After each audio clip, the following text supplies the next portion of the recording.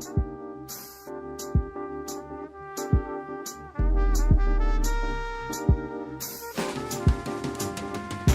it now. What you gonna play? But whatever I play.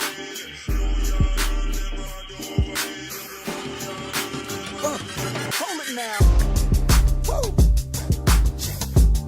This is the Damo track.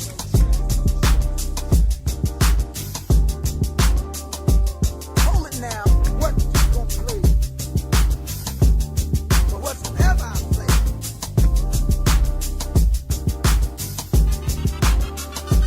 Hold it now. Woo. Let's go. Yo, you know who this is? Isaidit The Poet. You know I represent Chicago Bridge Magazine, home of the legendary Warriors, music interviews and articles. Today, man, we have the pleasure of being here representing the Mayfield Family Foundation at Governor State University, University Park. And who else did I run into? Mr. V103, the host of the show tonight, Joe Soto. Pleasure. Isaidit The Poet. I said it. Yes, I sir. said it. He's a good man right here. Yeah. Man, it's a better man right here. Thank you. Please tell us, man, how did this all come about and what do you got new going on, man, you know?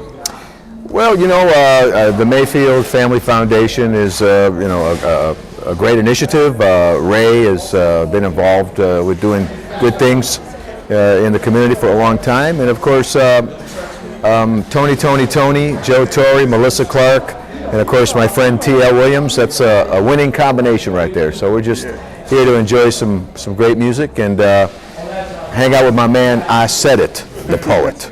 That's what's up, man. Yeah. And for those who like to listen to you on the radio and continue to support you, what are the times that you're on the radio?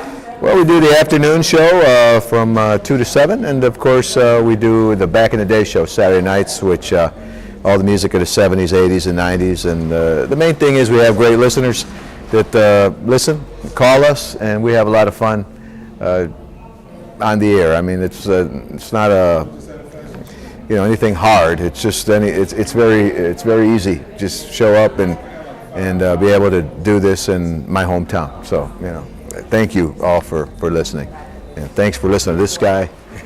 Isaidit The Poet. What was the inspiration behind you choosing radio opposed to TV? Well, I think when I was a kid, I used to go to sleep with a transistor underneath my pillow. What is a transistor for the new generation? Sure, legitimate question. Transistor was like this little box that was a radio. Okay. And you could listen predominantly back in those days to the AM radio. There was not even FM on that transistor, at least not on mine. And I would go to sleep at night. I remember getting a transistor from my father for Christmas, and it was just a wonderful gift. I used to smell it, and I used to love the smell of it. It was a battery and the electronics and the wires and everything just was so beautiful to me. Yeah. And I know it sounds crazy, but I'm being honest. And I used to go to sleep with that transistor, and I'd hear all these wonderful sounds, whether it was music, whether it was commercials, men, women, and talking, and I just loved it, and I wanted to know how it was done. It was always embedded in my mind to be a part of that. I just wanted to be a part of radio. And that was many, many years ago. I was like 5, 6, 7 years old, and all these years later, I've been in radio for 37 years. I've been doing radio. So that's incredible. Yeah, congratulations. Yeah. I tell people all the time, every kid has a dream. Follow the dream. Don't let money blind you. I mean, that's my opinion. I'm not saying it's right. I just think it's better to follow your heart, follow your dreams, do something that you love, and call it a day, and as long as it's something positive, you're going to be all right, I love two things in life outside of family. It was radio and baseball. And I don't want to bore you to tears with my baseball talk, but those two things have shaped me. I love both of them very much.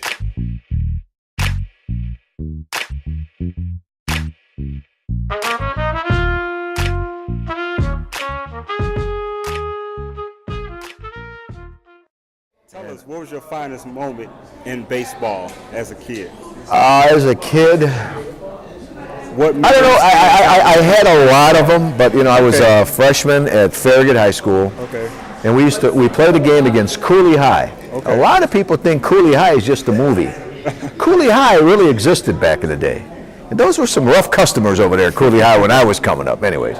But I was a freshman, we were playing at Douglas Park. It had been raining very hard the night before, and somebody hit, it was, I remember, it was 2-1. They had somehow a runner on second. 2 outs, last inning, fly ball, can of corn, meaning easy catch to right field, the right fielder. I ran to the spot. It was raining the night before. I slipped and I fell right on my butt. I stuck my glove up. Ball fell right in my glove.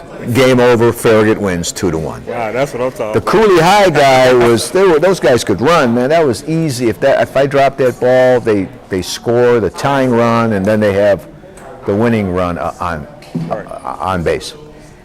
I don't know if it was a great moment, but it was a moment that I remembered because we beat Cooley High, and I scored the winning run, and I made a catch that sealed the victory.